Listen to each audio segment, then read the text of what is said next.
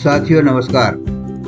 स्नातक स्तर के द्वितीय वर्ष के फाउंडेशन कोर्स में भाषा और संस्कृति के हिंदी विषय के अंतर्गत कुछ महत्वपूर्ण बहुविकल्पीय प्रश्न और इनके उत्तरों को समझने का प्रयास इस वीडियो में हम करेंगे।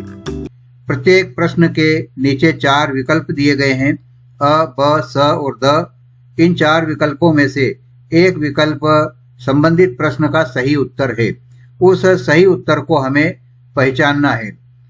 प्रश्न है, कवयित्री महादेवी वर्मा का जन्म हुआ था 1907 में, 1917 में, 1927 में या 1937 में।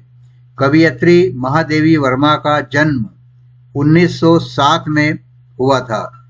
इस प्रश्न का अ विकल्प सही है और इसका सही उत्तर है अ 1907 ईस्वी में।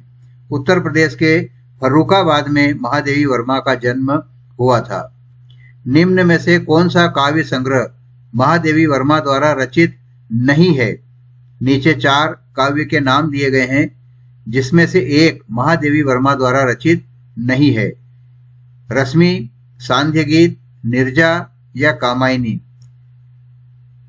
रश्मि, सांध्य गीत और निर्जा ये तीनों ही महादेवी वर्मा द्वारा रचित काव्य है, लेकिन कामायनी महादेवी वर्मा द्वारा रचित न होकर यह जयशंकर प्रसाद द्वारा रचित एक रचना है। इसलिए इस प्रश्न का सही उत्तर हुआ कामायनी, जो महादेवी वर्मा द्वारा रचित काव्य नहीं है।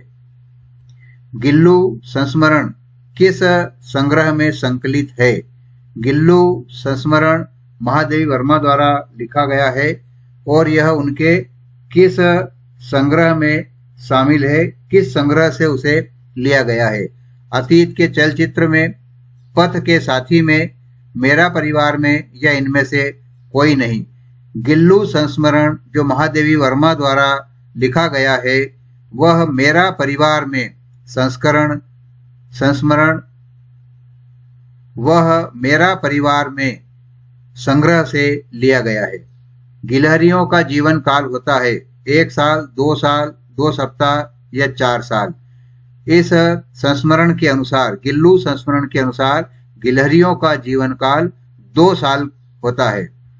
महादेवी वर्मा को कहा जाता है झांसी की रानी, वर्तमान युग की सीता, रजिया सुल्तान या आधुनिक युग की मीरा। महादेवी वर्मा को उनकी काव्य में देन के आधार पर आधुनिक युग की मीरा कहा जाता है। इसलिए सही उत्तर है विकल्प द, आधुनिक युग की मीरा। महादेवी वर्मा ने किस पत्रिका का संपादन किया था?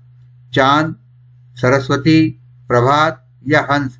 महादेवी वर्मा ने चांद नाम की पत्रिका का संपादन किया था। पुराणों के अनुसार पक्षियों का गुरु किसे माना गया है? मोर, उल्लू, कौवा या हंस। पुराणों के अनुसार पक्षियों के गुरु के रूप में कौवे को मान्यता प्राप्त है। इसलिए इस प्रश्न का सही उत्तर है विकल्प स। पुराणों के अनुसार पक्षियों का गुरु कौवे को माना गया है। लेखिका ने गिल्लू के रहने की व्यवस्था कहाँ की थी? एक पिंजरे में, फूलों की डलिया में, घर के रोशनदान में या बाहर उद्यान में। लेखिका ने यानी महादेवी वर्मा ने गिल्लू नाम की जो गिलहरी थी, गिल्लू के रहने की व्यवस्था फूलों की डलिया में की थी। गिल्लू को कहाँ दफनाया गया था? घर के बाहर, आम के पेड़ के नीचे, सोन जूही के बेल की जड़ में या बाहर उद्यान में। गिल्लू को सोन जूही के बेल की जड़ में दफनाया गया था। प्रश्न का सही उत्तर है विकल्प स, सोन जूही के बेल की जड़ में। गिल्लू का प्रिय भोजन क्या था? बादाम, काजू, किशमिश या खारक। गिल्लू का प्रिय भोजन काजू था, जो विकल्प ब है। इसलिए इस प्रश्न का सही उत्तर है विकल्प ब, काजू। गिल्लू को सबसे अधिक प्रिय लता कौन सी थी? या सबसे अधिक कौन सी लता उसे प्रिय थी? गुलाब की, सोन जूही की गेंदों की फुलवारी की या उपर्युक्त में से कोई नहीं। गिल्लू को सबसे अधिक प्रिय लता सोन जूही की थी। वह सोन जूही की लता से बहुत प्रेम करता था। वो उसे बहुत प्रिय थी और वो प्रायः उसके पास चला जाता था।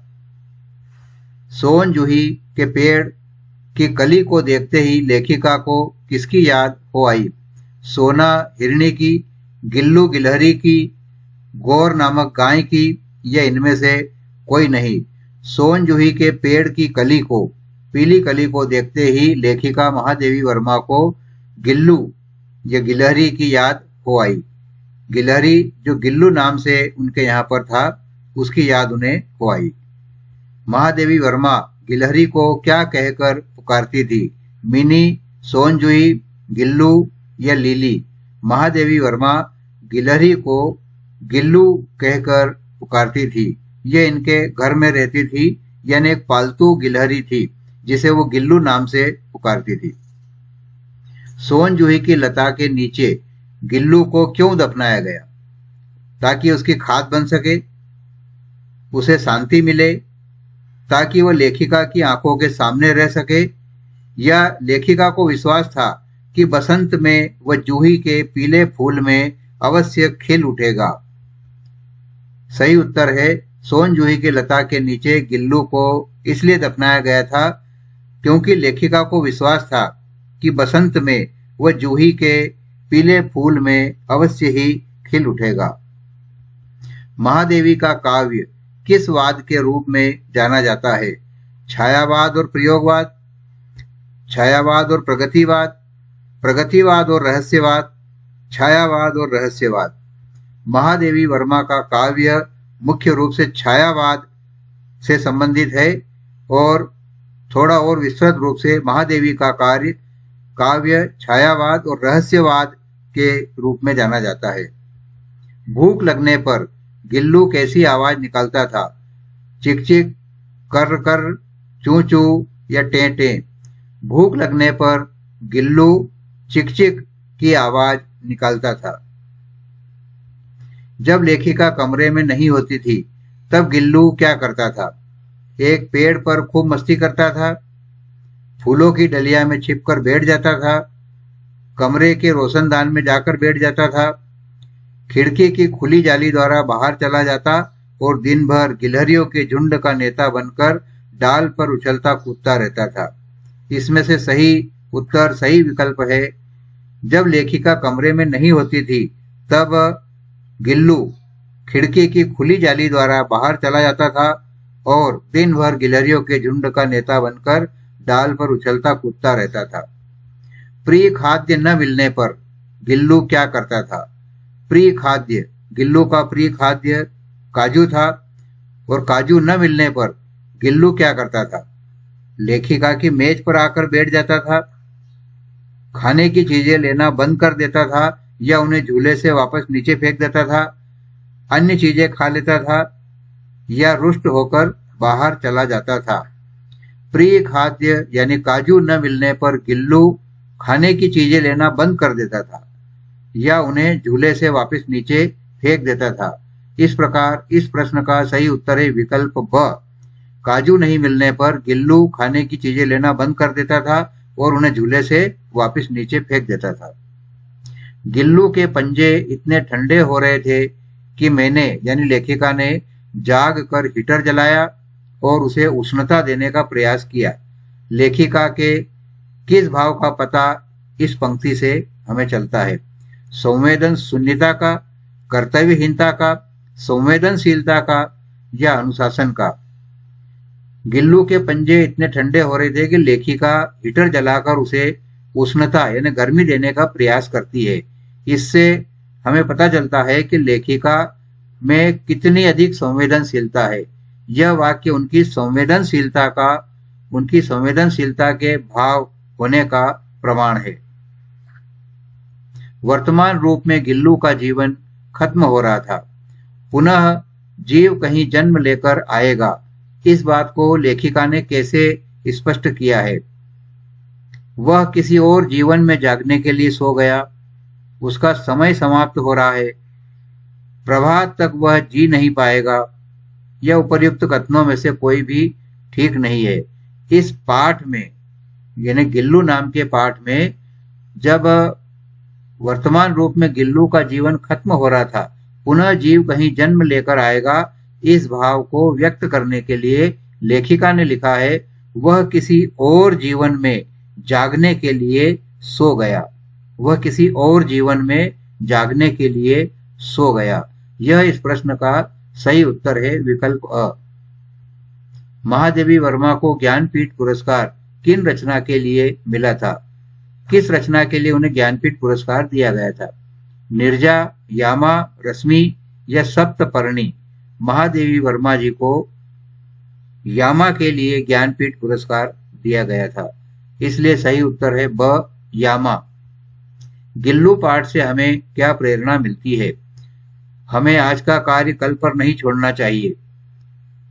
दूसरा, खूब परिश्रम करना चाहिए। या हमें पशु पक्षियों से प्रेम रखना चाहिए। या हमें पशु पक्षियों से सावधान रहना चाहिए। गिल्लू पाठ से हमें कौन सी प्रेरणा मिलती है? इस पाठ से हमें वास्तविक प्रेरणा मिलती है कि हमें पशु पक्षियों से प्रेम रखना चाहिए, उन्हें हमें प्रेम देना चाहिए। वीडियो को आपने अंत तक देखा, बहुत बहुत धन्यवाद। ऐसे ही और उपयोगी वीडियो देखने सुनने के लिए इस चैनल को सब्सक्राइब करें। बहुत बहुत धन्यवाद।